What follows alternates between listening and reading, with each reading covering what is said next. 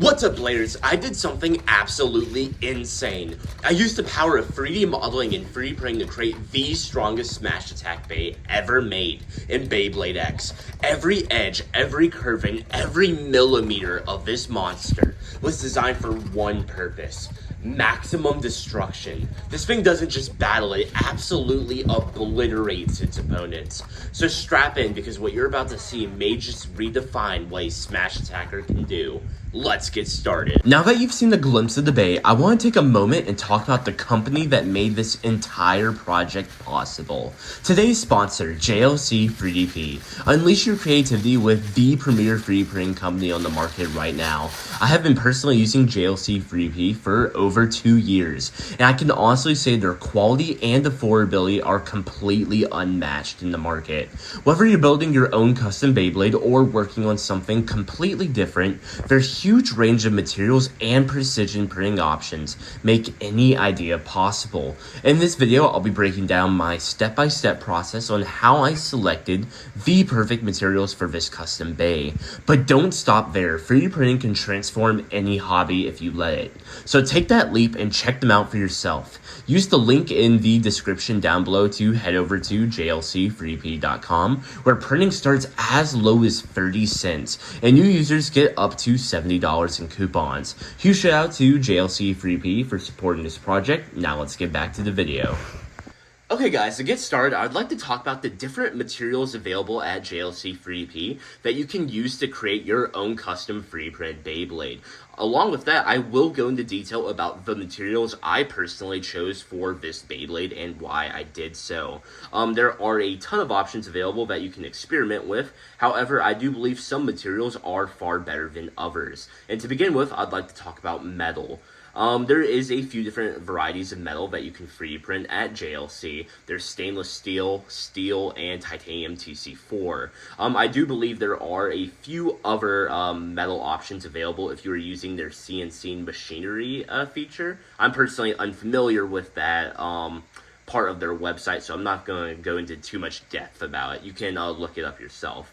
But there are a few benefits and downsides to each metal variety. However, to cut to the chase, I'm going to tell you, titanium TC4 is the superior option for custom Beyblades, and there's a few reasons for that. One, titanium is a low density metal, meaning it is far lighter than steel and stainless steel, meaning you can have a blade such as Hatch Axe right here that is very close to official bays in weight, if not lighter, which is absolutely a massive benefit. Hatch Axe is incredibly hollowed out, as you can see, because it was originally going to be printed out of steel before JLC launched their titanium feature. Now that titanium is available, I will not be using any other metal for the most part unless a specific project requires steel. And that's because of its low density. It's extremely lightweight. You don't even need to hollow out metal as much as Level 0 did while modeling this blade anymore, because titanium isn't as heavy as steel. It's a little bit heavier than Zamek Free, which is okay. It's still closer in weight class. But there's also another thing we must consider, that being hardness. Titanium TC4 is not as hard as Zamek Free, and if you're unfamiliar with what Zamek Free is basically the metal that Keratomi uses. Is a alloy that they use on their X blades, and it is a relatively soft metal in comparison to things like steel or iron. However, titanium's actually softer, meaning you can have more exaggerated contact points like this Smash Attack build that won't damage your official products. This is something that people struggled with for years while utilizing steel for 3D printed Beyblades. Steel is far denser and harder than Zamek Free, causing severe damages to official parts. However, due to JLC launching titanium TC4, this is not really an issue we need to worry about anymore. It's basically solved two of the biggest issues in designing X-Bays, which in my opinion makes them more accessible to common people.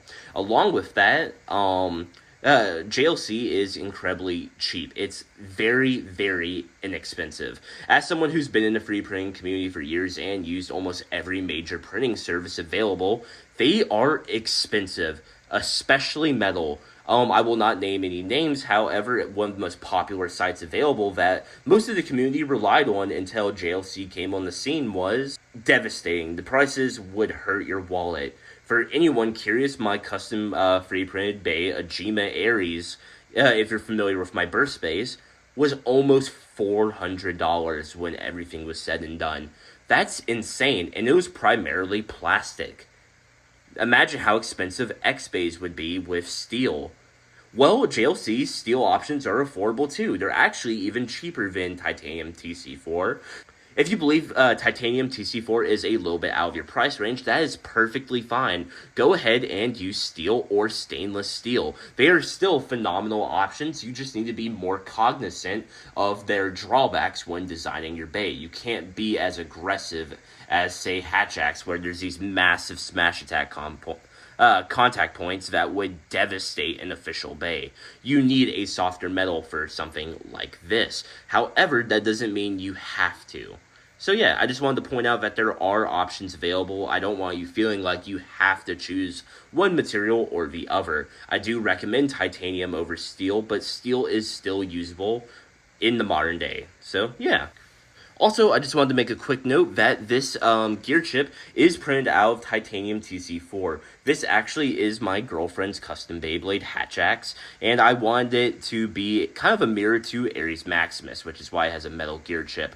The sticker was designed by T. Terez on Discord like a year or two ago now. It was a very long time ago. It took me a while to get this project finished. I'm kind of a procrastinator, my bad. But yeah, then for the sticker, I just printed it on a regular printer and pasted it onto the metal chip. It fits pretty well. You can tell that my cutting wasn't perfect, but I did my best and it won't be noticeable on the final product. Moving on to the next material I used in order to make this custom Beyblade, let's talk about SLA 8001 resin. SLA 8001 resin is a transparent or translucent heavy-duty resin that is impact resistance, which, as you can imagine, on an X-Bay that is a very fast-spinning metal top, averaging at least 10,000 RPM, you want something with some shock absorption so it doesn't break itself. And that's where 8001 resin comes in. It's perfectly clear. You can see your sticker through it quite easily. I have a oil finish on this to give it a little bit of a glisten. It looks very nice in the lighting when the sticker is under it because of that. You can either choose transparent or translucent. It's really up to you. I personally haven't used translucent because you want to be able to see your gear chip sticker. Some people pay a lot of money, like I do, to have them made. I want to be able to see them, so I go with transparent. That's really it for this part. There's not a lot you need to consider. Everyone basically gets 8001 resin. There are a few other clear resin options you can use. I'm just personally unfamiliar with their resistance levels, so I tend to stick with 8001. So yeah, just a little side note there. Next up, I want to talk about FDM TPU. TPU, in case you're unfamiliar with, is a flexible plastic, basically. As you can see, it warps and returns back to its original state depending on how you bend it. TPU is basically the closest option available to rubber in 3D printing, not counting 3D printing resin. Rubber resin is a true rubber that has all of the properties of rubber. I know I said rubber a lot. I'm sorry. There's not anything else I can say about it. TPU lacks a few of like the friction qualities that rubber tends to have, but it has the shock absorption that rubber does. That's one of the most important things. It's a elastic material that when it gets compressed, it bends back. And this is perfect for Beyblade X, where Beyblades are once again spinning at over 10,000 RPM. That is a ton of power, and when they collide, they are very prone to breaking if you go with a different type of plastic. There's a ton of PLAs, FDMs, there's all kinds of materials you can choose. However, I personally would not pick anything other than FDM TPU, or a rubber resin if you're lucky enough to have that. This is, I believe, the translucent blue that JLC offers.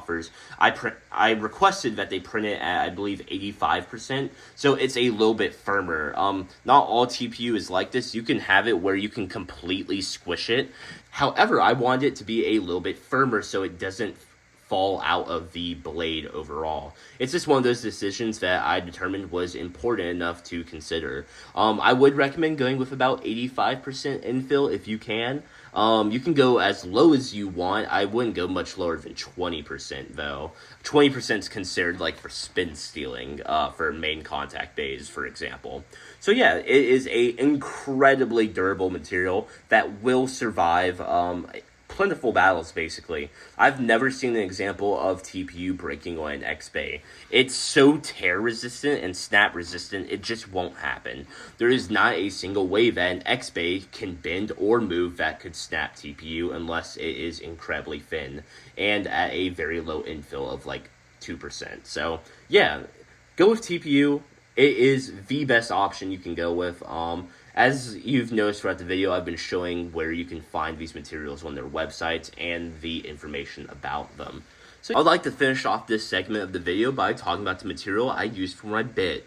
For my bit low gear mock, I use PA11 HP nylon. In case you're unfamiliar, PA11 is a incredibly durable PLA plastic. This is actually my go-to if I'm printing anything in a PLA type of filament, just because of how impact absorbent it is. You can't really tell, but on a microscopic level it's flexible and it is able to resist damaging due to its high heat resistance. It's actually very interesting to think about how thermodynamics correlates to a Beyblade. However, it very much does. Bits are prone to breaking because of the heat that's generated from your kinetic rotational energy. So you have to consider a part that is temperature resistant if you want it to be durable. And that's exactly what PA11 HP nylon is. It's incredibly durable. And mind you, it's one of the easiest PLAs available to paint or dye it. Yeah, you can actually dye it. This one's black. I didn't feel like going with white because I didn't want to color it myself. I'm a little bit lazy right there, I know. But this is a phenomenal material. It's tried and true. I've used it for the last 6 years. It is the best PLA in my opinion. I know some people will disagree with that, but I have never once been led astray by a part printed in this and never has one of those parts broken on me. So I'm going to continue using it. And I believe that it will be quite useful to use in Beyblade X. I may experiment with some new materials now with my collaboration to see what would be a better alternative, because currently I don't know of any. You can't use TPU for a bit. It's going to have horrific stamina loss due to the friction of its rubber-like properties. So yeah, this is currently the only option I would say is available. You may be able to talk to someone else and they would disagree with some other ideas. So yeah, keep that in mind. This is mostly my personal opinion. This is a incredibly durable material. It's just I prefer it for this type of use and some others may not. Real quick, I will show you how to assemble a custom blade in case you've never done it before. You take your metal ring / shell and you then take your bit protector window and you gently, sorry, it's a little bit difficult doing it under the camera, you slide it into the location underneath your launcher hooks. There you go. Then you take your gear chip, obviously sticker side down. This little ridge part should be facing up. You implant it right there. Then you take your TPU plastic base. You need the this part's where the ratchet connects, as you can tell. So this needs to be facing outwards. You align it in the way that is needed, and you then press down. Oops, sorry. You then align it, snap it in place, bada bing, bada boom. Absolutely flush. This Beyblade is beautiful. It is called Hatchax, as I mentioned before, because me and my girlfriend's first ever date was axe throwing, and she loves using axes in all video games. So we thought it would be very fitting for that to be her motif for her custom bay. As you can see, these are the actual blades of the axe. This is the handle. This is the knots tying it. Level 0 did a phenomenal job at depicting this. So one thing I wanted to note is you may think that your blade is ready to battle with now that you've clicked it together. I'm sorry, that is not the case. You will have to take it apart, and that's because you need to somehow lock the pieces together. Some people like to use screws because they like disassembling their bays to replace parts. However, if you follow the steps and blueprints I gave you, you will not need to replace any of the parts you use because they're all durable materials. So I personally go with super glue, specifically E6000. This is not sponsored in any way. This is just my go-to choice for super glue. It is military graded, and I have glued bays together that have never come apart. I've been using this glue exclusively for 6 years, and it has never failed me.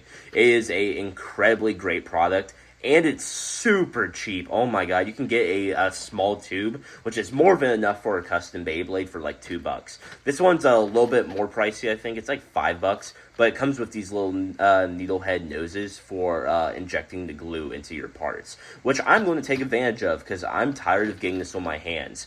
Do not get E6000 on your hands if possible. It will rip your skin off when you try to peel off the glue. So, warning, health hazard. It is really strong, and because of that, it can rip your skin off.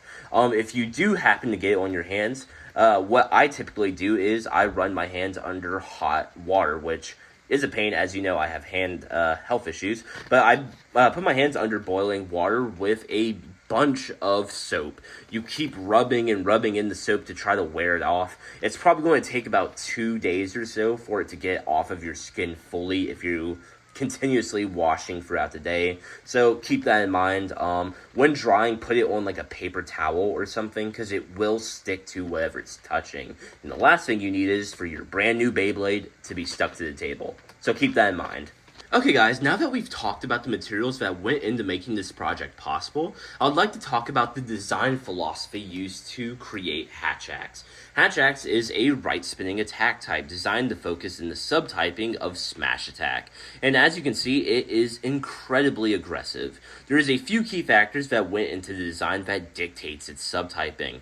One, let's talk about its weight allocation. Hatch Axe uses outward weight distribution, which traditionally is associated with stamina types. Outward weight distribution removes your weight from your central axis of rotation and pushes it to your outer perimeter. This creates a higher moment of inertia. It requires more mechanical energy to begin rotating. However, once you are rotating, it's very difficult to stop. This is obviously very beneficial for a stamina type. However, when you move your weight away from your central axis of rotation on an attack type, it increases your discharge of kinetic energy. Because all of your weight is directly hitting your opponent instead of going towards your overall rotation speed, you can basically hit your opponent, and because all of the weight's out here and not here, it causes a massive discharge of kinetic energy. It's a very interesting way of energy transfer that occurs when you apply outward weight distribution onto an attack type. And as you can see, there is nothing here. The TPU does not even fill in these gaps. It's completely hollow. And the metal right here is so light, it does practically nothing. Yes, there is a metal gear chip, however, it is light enough due to it being titanium TC4, where it does not make a massive difference in the combo's overall outward weight distribution. It's more so a overall weight buff due to the lack of metal, not just here, but on the underside. This blade is incredibly hollow to make it compete in a reasonable capacity against official bays. I like balanced bays that are better and stronger and win more because they're better designed, not because they're heavy. So that's why I focused on using outward weight distribution in this capacity. Next, I would like to talk about the actual shape of Hatch Axe. There are obviously 4 main contact points.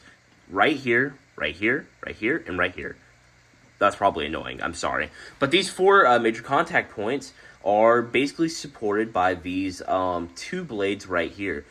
This side is obviously off balanced like Drawn Buster. This causes it to swing into its opponent, and when it does, this metal hook digs in. And when it does, it will most likely instantly burst your opponent theoretically due to the discharge of kinetic energy. It is absolutely insane the power that this thing will be capable of. Along with that, on this side, this nub is not sticking out as much the head of the axe, meaning these 2 contact points are even more exposed. So even though there isn't as much weight on this side, it will still do devastating attack power because it's a more open gap to dig into your opponent.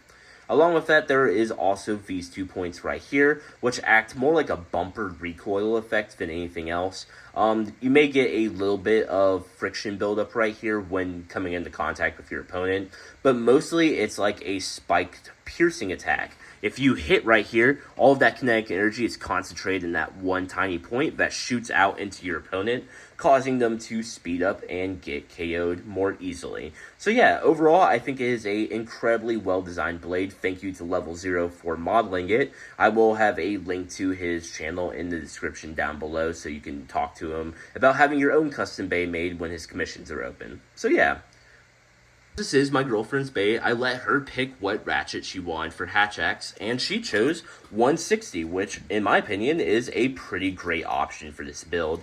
The off-balance weight basically aligns with this side contact point right here instead of right here, which is very interesting to think about. It's a little bit weird to look at from the bottom due to this. However, I believe it would be very beneficial due to the weight being allocated on this side. When it swings down, it's adding even more weight and momentum into your collision with your opponent, which will have devastating repercussions. Along with that, 160 has relatively good burst resistance, being a 60 height ratchet, and obviously the color scheme is on point. I understand why she picked it. Okay guys, let's talk about my bit for a little bit. This is Low Gear Mach, and in case you're unfamiliar, this is the same bit that my custom 3D printed Beyblade Ares Maximus uses.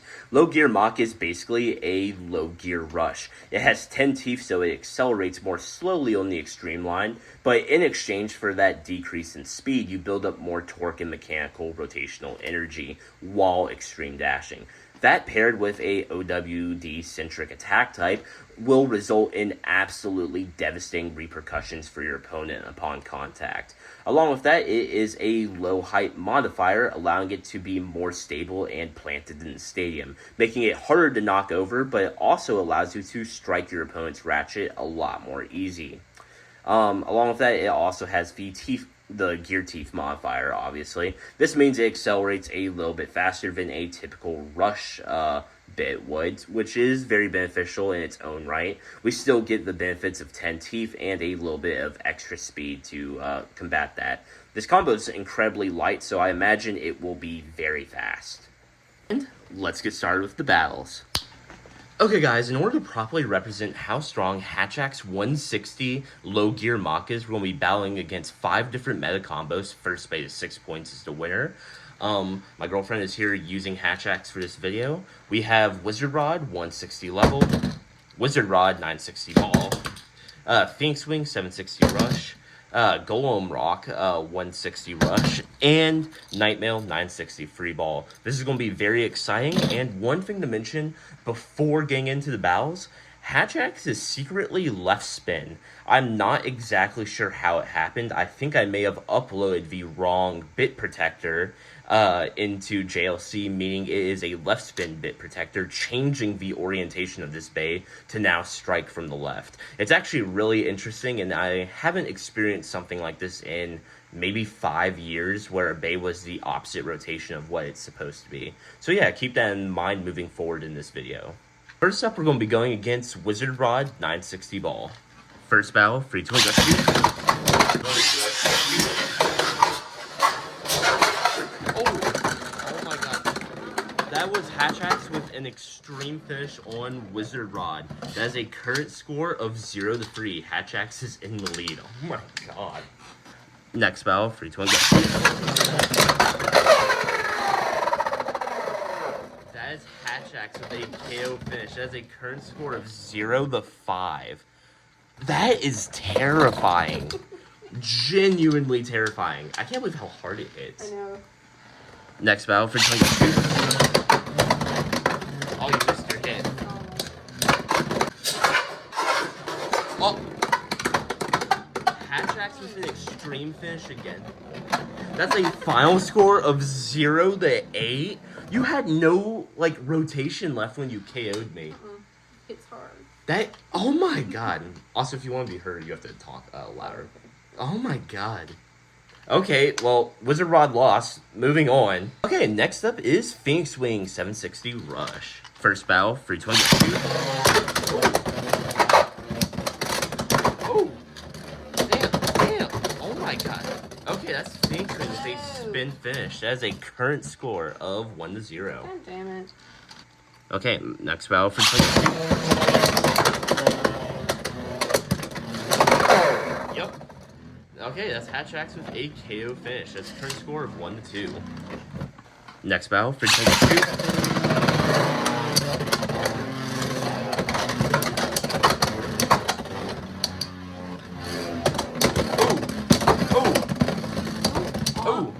Oh wait, you're spin stealing. Oh my god, you're spin stealing. Oh, that was so close. Okay, that's Phoenix Wing with a spin finish. That's a current score of 2-2. It's now tied up. Next battle for 22. Oh. Okay, that's Phoenix Wing with a spin finish. That's a current score of 3-2. And also, when I launch, I do a sliding shoot. Okay. Next battle for 2. Oh.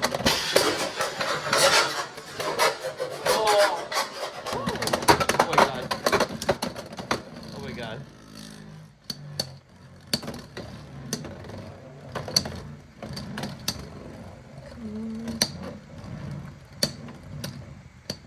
I think it's equalizing. It is. Okay, that was a draw. It is still 3-2. So I don't get any points? No. During a draw, no one gets any points. It stays at the same score. Next battle for 22. Oh, damn. Wait, your power. Oh, wait, you're equalizing.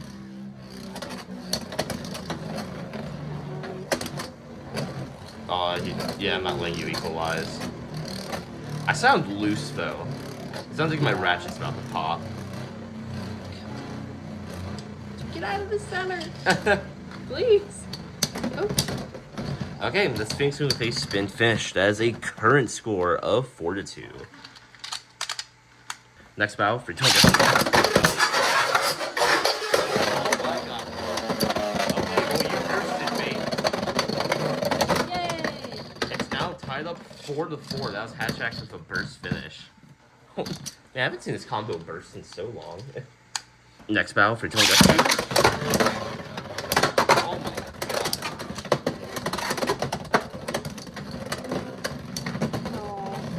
Oh, okay. That is Phoenix with a spin finish. That's a current score of 5-4. Next battle for Jingo.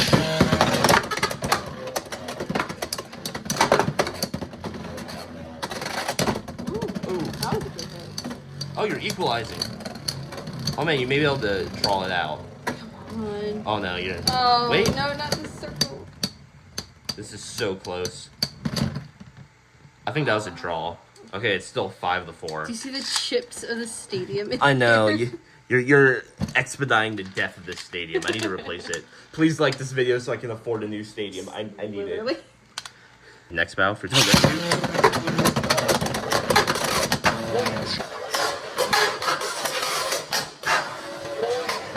Jumped over me. Did you see that? Yeah. I went to extreme dash and you hopped over me on the line. That was crazy.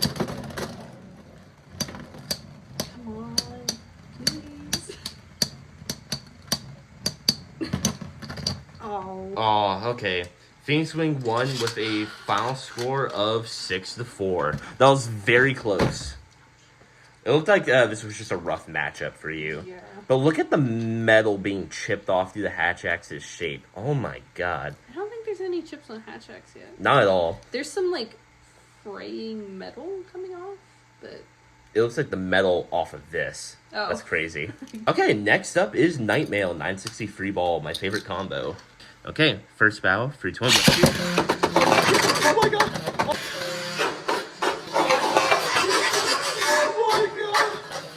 Oh my god, you went back in! What the hell? What? Yes! Hatchbacks with an extreme finish? I should get extra points. That's a for current this. score of 0-3. That was insane. How did you land back in and win? I don't know. Second battle, I guess. 320 go shoot. Oh my god, why are you jumping? Hatchbacks with a KO finish. That's a current score of 0-5. Next battle for 20 go shoot.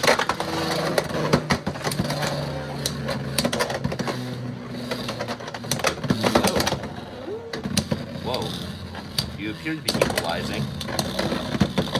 Oh, yeah, it's the 160 that trips you up so much. Why are you still equalizing?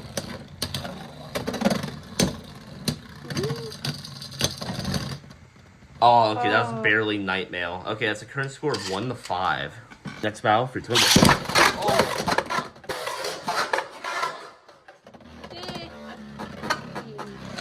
Okay, well, that was Hatch Axe with an extreme finish. That is a final score of 1-8. Hatch Axe is the winner. God, okay. Okay, next up is Golem Rock 160 Rush. First battle for Twin. Oh my god. Oh my god. Oh. Okay, that was Golem Rock with a KO finish. That is a current score of 2-0. Next battle for Twin. Oh, never mind. That's. Oh my god, where did it go? It's coming back. Okay, that's Hatch Axe with an extreme finish. That's a current score of 2-3. You've taken the lead. Next battle for Twin.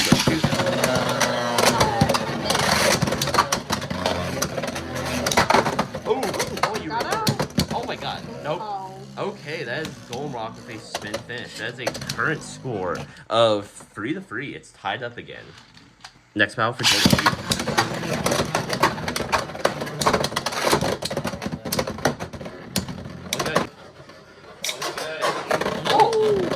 Hatch Axe with a last second burst finish on Golem Rock.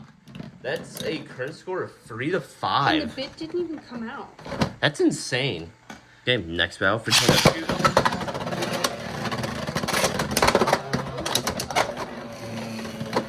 Oh my god. Oh, you're. Still going? I'm barely going with you. Okay, that's Golem Rock with a spin finish. That's a current score of 4-5. Next battle for Twin. Oh my god, you're jumping. Oh my god. Okay, that's Golem Rock with a spin finish. It's now tied up 5-5. This next round will be the match point. Match point for each one. Oh, you came back.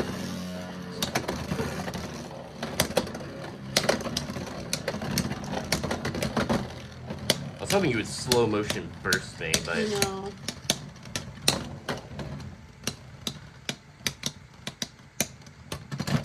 Oh, that was Hatch Axe with a spin finish. Really? Yeah, that was, Yay! yeah, that was the final score 5-6. You won. Yay! Wow, I was not expecting that. It was, I Okay. thought I was gonna lose. I did too. Also, I cannot believe that there's not a single chip on here. Here, hold it Like- more in the middle.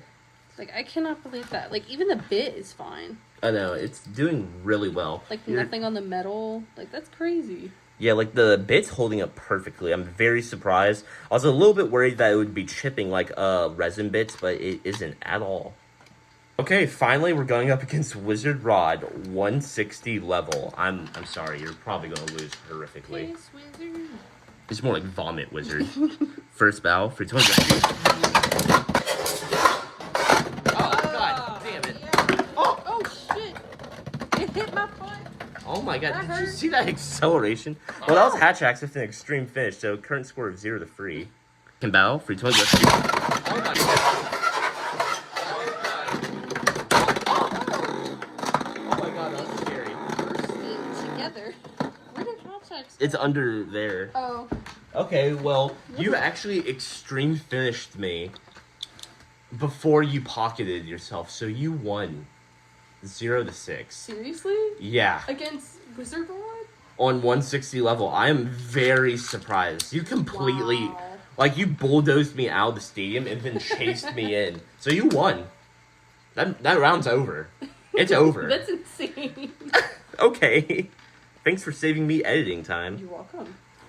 Okay, guys, as you just saw, Hatch Axe 160 Low Gear Mach is easily the strongest Smash Attack combo in all of Beyblade X. It completely dominated the competition, being 4 out of 5 meta bays, including Rock Golem 160 Rush, Wizard Rod 160 Level, Nightmail 960 Free Ball, and Wizard Rod 960 Ball.